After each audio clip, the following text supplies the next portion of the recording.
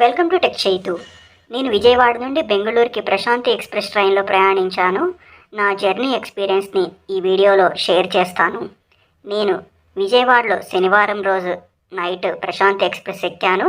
నేను టికెట్ వచ్చేసి just 1 week ముందు బుక్ చేశాను. అంటే శనివారం నైట్ జర్నీకి మండే రోజు బుక్ చేశాను. స్లీపర్ క్లాస్లో నాకు టికెట్ అనేది కన్ఫర్మ్ అయింది.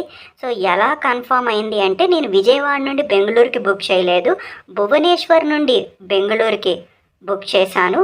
సో దానివల్ల 300 ఎక్స్ట్రా అయింది. కానీ నేను భువనేశ్వర్ నుండి బుక్ చేయటం వల్ల నాకు టికెట్ అనేది జస్ట్ 6 డేస్ టైంలోనే కన్ఫర్మ్ అయింది. అంటే నేను మండే బుక్ చేస్తే సాటర్డే జర్నీకి టికెట్ అనేది కన్ఫర్మ్ అయింది భువనేశ్వర్ నుండి బుక్ చేయటం వల్ల. బోర్డింగ్ పాయింట్ విజయవాడ పెట్టాను. ట్రైన్ ఆన్ టైం విజయవాడకి వచ్చింది. ట్రైన్ ఎక్కాను. యాజ్ యూజువల్గా స్లీపర్ క్లాస్లో ఇంకా అన్రిజర్వ్డ్ పాసెంజర్స్ కూడా ఉన్నారు. అన్ని స్లీపర్ క్లాసెస్ అలానే ఉన్నాయి. డోర్ దగ్గర కానివ్వండి, మధ్యలో సీట్స్ దగ్గర కూడా వాళ్ళు అలానే ఉన్నారు. ఇంకా నాది లోయర్ బెర్తే. సో మనకి లోయర్ బెర్త్ వస్తే హ్యాపీగా వీడియోస్ తీసుకోవచ్చు, పక్కన కిటికీలో నుంచి బయటికి చూస్తూ ఉండొచ్చు. సో అలా నా ప్రయాణం మొదలైంది. ఇక మధ్యలో నంద్యాల వచ్చింది. నంద్యాలకైతే దాదాపు ఒక ½ అన్ అవర్ ముందుగానే వచ్చేసింది ట్రైన్. సో చాలా ½ అన్ అవర్ అక్కడే ఆగుంది. సో దాంతో నాకు ఆ టైంలోనే మెలకు వచ్చింది. సో అలా నంద్యాల స్టేషన్ వీడియో తీశాను. సో గుంతకల్లుకు కూడా కొంచెం ముందుగానే వచ్చింది. నేను ఒకటి అబ్జర్వ్ చేశాను, ఈ ప్రశాంత్ ఎక్స్ప్రెస్ ట్రైన్ చాలా స్టేషన్స్కి ఆన్ టైం కంటే చాలా ముందుగానే వచ్చేస్తుంది. ఎందుకంటే ఈ డబలింగ్ పూర్తయి ఉండటము ప్లస్ ఎల్హెచ్పి కోచెస్ అవటం వల్ల అనుకుంటా. సో దీని జర్నీ టైంని కూడా ఈ విజయవాడ బెంగళూరు మధ్య తగ్గిస్తే బాగుంటుంది. ఎందుకంటే ఇది చాలా ముందుగానే వచ్చేసి ఆ స్టేషన్స్లో వెయిట్ చేస్తుంది. ఇలా గుంతకల్ అలా వెయిట్ చేసింది. నంద్యాలలో, అనంతపురంలో కూడా అంతే అనుకుంటా, ముందుగానే వచ్చేసినట్టుంది. ప్లస్ నేను ఇప్పటికి 2 టైమ్స్ ట్రావెల్ చేశాను. ఇది 3rd టైం ట్రావెల్ చేయటము ఈ ట్రైన్లో. సో ఫస్ట్ టైం ఇది సత్యసాయి ప్రశాంతి నిలయం మీదుగా వెళ్ళింది. అంతకుముందు 2 సార్లు అటు వెళ్ళకుండా ఇటు డైరెక్ట్గా ధర్మవరం నుండి పెనుకొండ వెళ్ళిపోయింది. సో ఫస్ట్ టైం ఈసారే సత్యసాయి ప్రశాంతి నిలయం మీదుగా వెళ్ళింది. సో నేను ఫస్ట్ టైం ఒక విషయం తెలుసుకున్నాను. ఏంటంటే ఈ సత్యసాయి ప్రశాంతి నిలయంకి వెళ్ళే రూట్లో ఒక టన్నెల్ ఉందని. ఇప్పటి వరకు నేను ఓన్లీ అరకు రూట్లో, నంద్యాల రూట్లోనే టన్నెల్స్ ఉన్నాయని అనుకున్నాను. కానీ మొదటిసారిగా నాకు తెలిసింది ఈ విషయము, ఈ సత్యసాయి ప్రశాంతి నిలయం రూట్లో కూడా టన్నెల్ ఉందని. కానీ అది చాలా చిన్న టన్నెల్. మనం సత్యసాయి ప్రశాంతి నిలయం స్టేషన్కి వచ్చే ముందే వస్తుంది ఆ టన్నెల్. సో నాకు ఇప్పటి వరకు అయితే తెలియలేదు. మీరు ఈ వీడియోలో కూడా ఆ టన్నెల్ని పెట్టాను, చూడొచ్చు. ఇంకా నంద్యాల టన్నెల్స్ అప్పుడైతే నేను నిద్రలో ఉన్నా, దిగుమెట్టప్పుడైతే మెలకు వచ్చింది, చూశాను. కానీ ఇక తర్వాత నిద్రపోయాను. అసలు చలమ స్టేషన్ని చూడాలనుకున్నాను, చూడలేదు. నంద్యాల వచ్చిన తర్వాత కానీ మెలకు రాలేదు.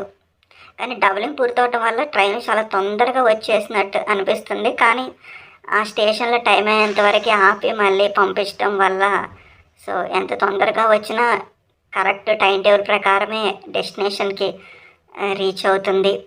సో మీరు షార్ట్ టైంలో టికెట్ బుక్ చేసుకోవాలనుకుంటే మాత్రము భువనేశ్వర్ నుండి బుక్ చేసుకోండి. సో ఫేర్ కొంచెం పెరిగిద్ది, కానీ బస్ ఫేర్తో కంపేర్ చేస్తే చాలా తక్కువే. ప్లస్ ఈ జర్నీలో నాకు ఒక ఆఫర్ వచ్చింది. ఒక పర్సన్ వచ్చి తనది 3rd ఏసీలో టికెట్ అంట. సో నన్ను అక్కడికి వెళ్ళమన్నాడు. తను స్లీపర్లో ఉంటాను అన్నాడు. ఫస్ట్ టైం నేను వద్దనుకున్నా, ఎందుకు స్లీపర్లో అయితే మనకి విండో సీటు ఎలాగో వీడియోస్ తీయొచ్చు, ఫోన్లో నుంచి బయట కనిపిస్తుంది. కానీ ఏసీలో అయితే అంత కష్టం కదా అని ఇంట్రెస్ట్ చూపించలేదు. కానీ తర్వాత సరే వెళ్దాంలే, ఈ స్లీపర్ అంతా క్రౌడెడ్గా ఉంది అని అనుకున్నాను.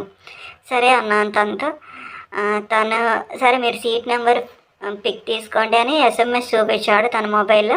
సో అక్కడ ఏముంది, RC అని ఉంది. సో నాకు అర్థమైపోయింది అది RAC సీట్ అని.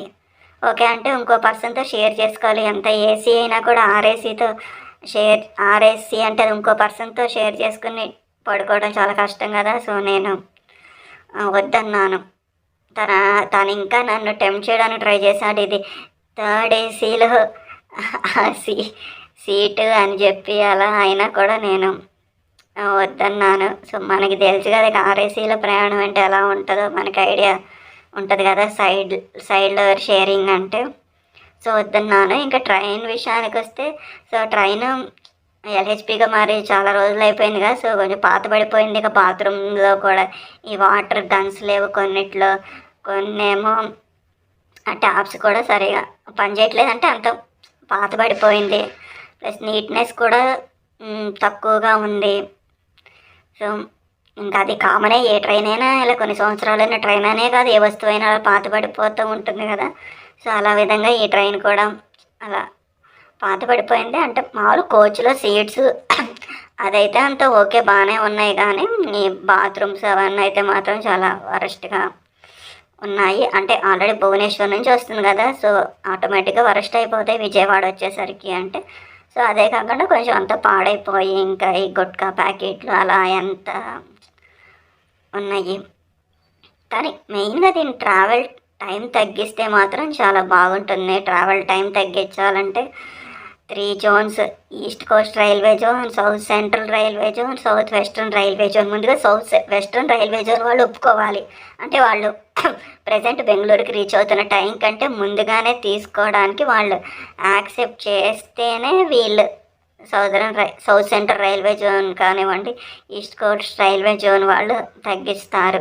సో వాళ్ళు ముందుగా తీసుకోము అంటే వీళ్ళు తగ్గించిన అక్కడికి ప్రజెంట్ ఉన్న టైంలోనే వెళ్తుంది బెంగళూరుకి. లేదా అక్కడ భువనేశ్వర్లో స్టార్ట్ అయ్యే టైము అక్కడ ఎర్లీ మార్నింగ్ ఉంటుంది కదా, సో సరే ఇక 8కి అలా ఆ టైంలో అవి స్టార్ట్ చేయాలి. సో అప్పుడు ఇంకా విజయవాడకి ఇంకొంచెం లేట్గా వస్తుంది, 9-10కి అలా. సో అప్పుడు లేట్గా స్టార్ట్ అయ్యే వాళ్ళకి ఉపయోగపడుతుంది. కానీ అవన్నీ జరగాలంటే చాలా కష్టం. కానీ ట్రావెల్ టైం అనేది తగ్గించాలి. ఎందుకంటే ఈ ట్రైన్ అనే కాదు, చాలా ట్రైన్స్ గురించి. ఎందుకంటే ఎల్హెచ్పిగా అప్గ్రేడ్ అయిన తర్వాత కూడా మ్యాక్సిమం స్పీడ్ 130కి వెళ్ళిన తర్వాత కూడా టైం టేబుల్లో మాత్రం పెద్ద మార్పులు ఏం రావటం లేదు. సేమ్ టైం టేబుల్లోనే ప్రయాణిస్తున్నాయి. ఇలా ముందెళ్ళి ఆ స్టేషన్స్లో ఆగుంటున్నాయి, కానీ టైం టేబుల్ అయితే మార్చడం లేదు. అంటే దానికి వేరే రీజన్స్ ఉంటాయి, మారిస్తే వేరే ట్రైన్స్ మీద ఎఫెక్ట్ ఉంటుంది. ఇప్పుడు సౌత్ సెంట్రల్ రైల్వే జోన్ వాళ్ళు కూడా ముందే ఎందుకు తీసుకోరంటే వాళ్ళకి బెంగళూరులో ప్లాట్ఫామ్స్ ఖాళీగా ఉండాలి. ఎందుకంటే ఈ ట్రైనే మళ్ళీ ఆ ప్లాట్ఫామ్ మీద ఉండి మళ్ళీ ఆఫ్టర్నూన్ తిరిగి భువనేశ్వర్కి బయలుదేరుతుంది. సో అంతసేపు ప్లాట్ఫామ్ మీద ఉంటుంది. సో ఆ ప్లాట్ఫామ్ ఆక్యుపైడ్గా ఉంటుంది కదా, సో అంతసేపు ఆక్యుపై అదే ఆ ట్రైన్ ఉండటం వల్ల వేరే ట్రైన్స్కి అలాట్ చేయడం కుదరదు కదా. సో అందుకని కూడా వాళ్ళు ముందు తీసుకోవడానికి ఇంట్రెస్ట్ చూపించారు. ఇంకా అదే లేట్గా వచ్చి ఇంకా మళ్ళీ అదే లేట్గా అంటే అదే ఇంకా భువనేశ్వర్లోనే లేట్గా బయలుదేరి వస్తే సో అప్పుడు ఇక్కడ సౌత్ వెస్ట్రన్ రైల్వే జోన్ వాళ్ళకి ఏం ప్రాబ్లం ఉండదు. కానీ ఇంకా అప్పుడు ఈస్ట్ కోస్ట్ రైల్వే జోన్ వాళ్ళకి ఇష్యూస్ ఉంటాయి, సౌత్ సెంట్రల్ రైల్వే జోన్ వాళ్ళకి ఇష్యూస్ ఉంటాయి. సో అలా కొన్ని ఇష్యూస్ ఉంటాయి. ఇంకా అంతకుముందు Vijayawada Bengaluru cantonment passenger train ఉండేది. సో రీసెంట్గానే ఎక్స్ప్రెస్గా మారిన పాసింజర్ ట్రైన్స్ అన్నింటిలో ఫేర్ని పాసింజర్ ఫేర్కి మారుస్తాము అన్నారు. సో అదే సమయంలో ఈ బెంగళూరు విజయవాడ ఈ పాసింజర్ రైల్ని కూడా మళ్ళీ ప్రారంభిస్తే బాగుంటుంది, చాలామందికి ఉపయోగపడుతుంది. ఎందుకంటే బస్సెస్లో చాలా ఎక్కువ ఫేర్ ఉంటుంది కాబట్టి. సో పేదవాళ్ళకి మరి మధ్యతరగతి వాళ్ళకి చాలా ఉపయోగకరంగా ఉంటుంది ఆ పాసింజర్ ట్రైన్ ఇంట్రడ్యూస్ చేస్తే. ఒకవేళ పాసింజర్ ట్రైన్గా కాకుండా ఎక్స్ప్రెస్గా ఇంట్రడ్యూస్ చేసినా కూడా బాగుంటుంది ఆ ట్రైన్ని. కానీ మరి చేసేటట్లయితే లేరు, దాన్ని పర్మనెంట్గా క్యాన్సిల్ చేశారు అని అంటున్నారు. అప్పుడు రీసెంట్గా న్యూస్ వస్తుంది, కొత్తగా ప్రవేశపెట్టబోయే వందే భారత్ రైళ్లలో బెంగళూరు నుంచి మదురైకి కూడా వందే భారత్ ఉంటుంది అని అంటున్నారు. ఈ వందే భారత్ గురించే ఎందుకు చెప్తున్నానంటే, బెంగళూరు నుంచి మదురైకి ప్రవేశపెడితే ఒకవేళ ఆల్రెడీ బెంగళూరు నుంచి కోయంబత్తూరుకు ఉంది. సో బెంగళూరు నుంచి చెన్నై కంటే సో 2 కాస్మోపాలిటన్ సిటీస్ కాబట్టి సో అది పెద్ద విషయం కాదు. కానీ బెంగళూరు నుంచి కోయంబత్తూరుకి ఉంది, అంటే కోయంబత్తూరుకి కూడా చాలామంది వెళ్తుంటారు, ఇప్పుడు మదురైకి కూడా పెడతారు అని అంటున్నారు. సో వాటన్నిటికీ పెట్టినప్పుడు why not for Vijayawada to Bengaluru, Vijayawada నుంచి బెంగళూరుకి ఎందుకు ప్రవేశపెట్టకూడదు? ఈజీగా ప్రవేశపెట్టవచ్చు, ఖచ్చితంగా 100% ఆక్యుపెన్సీ ఉంటుంది, దాంట్లో ఎటువంటి డౌటే లేదు. సో ఎక్కడెక్కడో ఇప్పుడు ఈ మెడగావ్ టు ముంబై ఉంటుంది, ఇప్పుడు ఇటు బెంగళూరు టు ఇటు ఉంది కదా ధార్వాడ్, దాన్ని బెళగావి వరకు కూడా ఎక్స్టెండ్ చేశారు, తర్వాత హుబ్లీ వరకు అనేది. సో నాకు గుర్తు రావట్లేదు. అటు సో కదంటే కర్ణాటక అని సరే దాని పక్కన పెట్టాను. కానీ అలా వేరే వేరే ఇప్పుడు భువనేశ్వర్ టు విశాఖపట్నం అంటున్నారు. సో అదేవిధంగా ఇప్పుడు విజయవాడ కూడా పెద్ద సిటీయే. సో విశాఖపట్నం కంటే పెద్ద సిటీ కాకపోవచ్చు, కానీ భువనేశ్వర్ కంటే విజయవాడ పెద్దది, బాగుంటుంది అని నేనైతే అనుకుంటున్నాను. మీరు కూడా దానికి ఏకీభవిస్తారనుకుంటున్నాను. సో విజయవాడ నుంచి బెంగళూరుకి ఎందుకు ప్రవేశపెట్టరు? సో ఆ వందే భారత్ ట్రైన్ ప్రవేశపెట్టినా అది ఖచ్చితంగా 100% ఆక్యుపెన్సీతో నడుస్తుంది. అప్పటికి కూడా ఇంకా చాలామంది ఉంటారు. సో ఆ బస్సెస్కి వెళ్ళేవాళ్ళు, ఎందుకంటే అంత క్రౌడ్ ఉంటుంది. ఇటు విజయవాడ నుండే కానివ్వండి, అటు గోదావరి డిస్ట్రిక్ట్స్ నుండి కూడా చాలామంది ప్రయాణిస్తారు బెంగళూరుకి. సో వాళ్ళు కూడా వచ్చి ట్రైన్ ఎక్కుతారు, బస్సులో వచ్చి విజయవాడ నుంచి ట్రైన్ ఎక్కుతారు. సో ఆక్యుపెన్సీ పరంగా అయితే ఎటువంటి ప్రాబ్లం ఉండదు. సో అదే వైజాగ్ నుంచి కూడా కావాలి అని అంటున్నారు. ఎప్పటి నుండో బెంగళూరుకి ట్రైను, రెగ్యులర్ రైలు, కానీ ఏదో స్పెషల్ ట్రైన్ నడుపుతున్నారు. అంత తప్పితే రెగ్యులర్ రైలు, డైలీ రైలు వెయిట్ లేదు. సో అట్లీస్ట్ ఈ విజయవాడ నుంచి వందే భారత్ ట్రైన్ అయినా వేయొచ్చు కదా బెంగళూరు టు విజయవాడ. సో చాలా ఉపయోగపడుతుంది, చాలా టైం అనేది సేవ్ అవుతుంది. ఒక 8-9 అవర్స్లో విజయవాడ నుంచి బెంగళూరుకి వెళ్ళిపోవచ్చు ఆ ట్రైన్ ఉంటే. ఇప్పుడేమో మినిమమ్ 11 అవర్స్ అన్నా పట్టింది విజయవాడ నుంచి బెంగళూరు వెళ్ళటానికి. ఓకే, అట్లీస్ట్ విజయవాడ నుంచి బెంగళూరు సైడ్ రావటానికైతే కనీసం నైట్ టైం అయినా ట్రైన్స్ ఉన్నాయి. కానీ బెంగళూరు నుంచి విజయవాడ సైడ్ వెళ్ళాలంటే అన్నీ దాదాపు మార్నింగ్ ఆఫ్టర్నూన్ టైంలోనే ఉంటాయి. అంటే డే అనేది వేస్ట్ అవుతుంది. అంటే వర్క్ చేస్తూ ఉంటే వర్కింగ్ డే వదులుకోవాలి, లేకపోతే సాటర్డే ప్రయాణించాలి. సో దానివల్ల చాలా టైం వేస్ట్ అవుతుంది. కనీసం నైట్ టైం అసలు 9-8 ఆ టైంలో అసలు ఒక ట్రైన్ కూడా లేదు సార్, ఇక బెంగళూరు నుంచి ఇటు విజయవాడ వైపు వెళ్ళే ట్రైన్. సో దీనివల్ల నాకు అదే చాలామంది సఫర్ అవుతున్నారు. సో ఎందుకంటే ట్రైన్స్ వేసినాక కూడా ఇంకా చాలామంది ఉంటారు బస్సుల్లో వెళ్ళే వాళ్ళు కూడా. కానీ మరి ఎప్పుడు వేస్తారో, ఎప్పటికి విజయవాడ బెంగళూరు మధ్య వందే భారత్ వస్తుందో. అట్లీస్ట్ ఇక అది రాకపోయినా కనీసం విశాఖపట్నం టు బెంగళూరు స్లీపర్ వందే భారత్ వచ్చినా కూడా బాగుంటుంది. కానీ వందే భారత్ వల్ల ఫేర్ ఎక్కువైనా కూడా చాలా అనేది టైం అనేది సేవ్ అవుతుంది.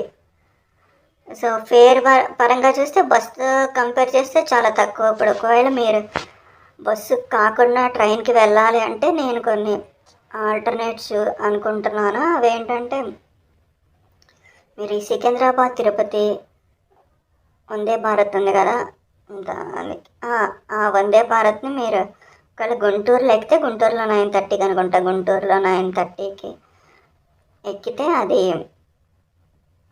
తిరుపతి 2:30కి వెళ్తుంది అనుకుంటా అరౌండ్గా, ఎగ్జాక్ట్ టైం గుర్తు రావట్లేదు. సో 2:30కి వెళ్తుంది. సో అక్కడ ఎగ్జాక్ట్గా 2:30కి అక్కడ కరెక్ట్గా 3కి ఒక ట్రైన్ ఉంటుంది. అంటే అది సండే రోజు ఉంటుంది. తిరుపతి టు బెంగళూరులో అది మోక్షగుండ విశ్వేశ్వరయ్య టెర్మినల్, బయ్యప్పనహల్లి టెర్మినల్కి ఉంటుంది ఆ ట్రైన్. సో అంటే ఇది ఒక 1100 అనుకుంటా ఫేరు గుంటూరు నుండి తిరుపతికి. సో అక్కడ అది ఒక సెకండ్ సీట్ రిజర్వేషన్ అయితే 145 ఎంతో అనుకుంటా. సో అంటే మీరు ఇక్కడ 9:30కి ఎక్కితే అక్కడ 8కి వెళ్ళిద్ది అనుకుంటా బయ్యప్పనహల్లి టెర్మినల్, లేదా కృష్ణరాజపురం 8కి వెళ్ళిద్ది నైట్. అంటే దాదాపుగా ఒక 11 అవర్స్లో వెళ్ళిపోవచ్చు. కానీ ఇది మార్నింగ్ జర్నీ. సో డే అంతా వేస్ట్ అయిపోయిద్ది. అంటే 1300లో ఫేర్తోనే మీరు వెళ్ళిపోవచ్చు. బస్సు అయితే దాదాపుగా మినిమం 1400 అలా ఉంటాయి. సో అంటే ఇలా ట్రైన్లో వెళ్ళచ్చు. అదేవిధంగా రిటర్న్లో కూడా సాటర్డే రోజు అయితే 7కి ఉంటుంది బెంగళూరులో ట్రైన్. అది ఆఫ్టర్నూన్ 1కో 2కో వచ్చింది. సో మళ్ళీ అక్కడ నుండి తిరుపతి నుండి వందే భారత్ ఉంటుంది 3కి అనుకుంటే, 3:15కో. అది గుంటూరుకి 7:30కి వస్తుంది. తెనాలికి స్టాప్ ఉంటే తెనాలి నీకు వచ్చి విజయవాడ వెళ్ళాలనుకుంటే. సో అలా మీరు చూస్తున్నారా, ఇదే టన్నెల్, సత్యసాయి ప్రశాంతి నిలయంకి ముందు వచ్చే టన్నెల్. సో అలా మీరు ట్రైన్లోనే సేఫ్, ట్రైన్లో వెళ్ళటం బెస్ట్ మార్నింగ్ అయినా అని అనుకుంటే ఇలా వందే భారత్ తిరుపతి బెంగళూరు ట్రైన్లో అయితే వెళ్ళొచ్చు. కానీ తిరుపతి బెంగళూరు ట్రైన్ వీక్లీ ట్రైసే ఉంటుంది, ప్రతిరోజు ఉండదు. సో అంటే ఇక అప్పటిక తిరుపతి నుండి మళ్ళీ బస్సులో వెళ్ళాల్సి వస్తుంది. సో అలా వెళ్ళొచ్చు. కానీ విజయవాడ టు బెంగళూరు ట్రైన్ ఎక్కితే మాత్రం చాలా బాగుంటుంది. అది కూడా చాలామంది అంటున్నారు, మా ఫ్రెండ్స్ కూడా. వాళ్ళు అన్ని అంటే మనకి టెక్ అయితే యూట్యూబ్ ఛానల్ ఉంది కదా, సో ఆ పర్స్పెక్టివ్లో వాళ్ళు అంటున్నారు, ఇక విజయవాడ టు వేయొచ్చు కదా వందే భారత్, నువ్వు చెప్పొచ్చు కదా అని. నేను చెప్పా అది అంత సీన్ లేదు, నేనే జస్ట్ ట్రైన్ ఇన్ఫర్మేషన్ షేర్ చేస్తా తప్పితే అలా రిక్వెస్ట్ చేస్తే వాళ్ళు నా రిక్వెస్ట్ని కన్సిడర్ చేయటం ఇలా ఉంటారు. నేను చెయ్యక్కర్లేదు, ఆల్రెడీ చాలామంది చేస్తూనే ఉంటారు. సో మరి రైల్వేస్ వాళ్ళకున్న కన్స్ట్రైంట్స్ ఏంటో సో వేయట్లేదు. కానీ వేస్తే బాగుంటుంది. అవును, చాలా డిమాండ్ ఉంటుంది. ఇటు విజయవాడ వాళ్ళకే కాకుండా అటు నెల్లూరు ఒంగోలు వాళ్ళకి యూజ్ అవుతుంది. అదేవిధంగా విజయవాడలో దిగి అటు గోదావరి డిస్ట్రిక్ట్స్కి వెళ్ళే వాళ్ళకి కూడా చాలా చాలా అనేది యూజ్ ఉంటుంది. అంటే అది అట్లా మార్నింగ్ బెంగళూరులో ఉండి ఇంకదే అప్పుడు మార్నింగ్ బెంగళూరులో ఉంటే ఆఫ్టర్నూన్కి విజయవాడ వస్తుంది కదా, సో అక్కడ మళ్ళీ విజయవాడ నుంచి ఇటు విశాఖపట్నం వెళ్ళే వందే భారత్ ఉంటుంది కదా, సో దానికి కనెక్టింగ్గా కూడా ఉంటే అప్పుడు విశాఖపట్నం కూడా వెళ్ళిపోవచ్చు. Thanks for watching.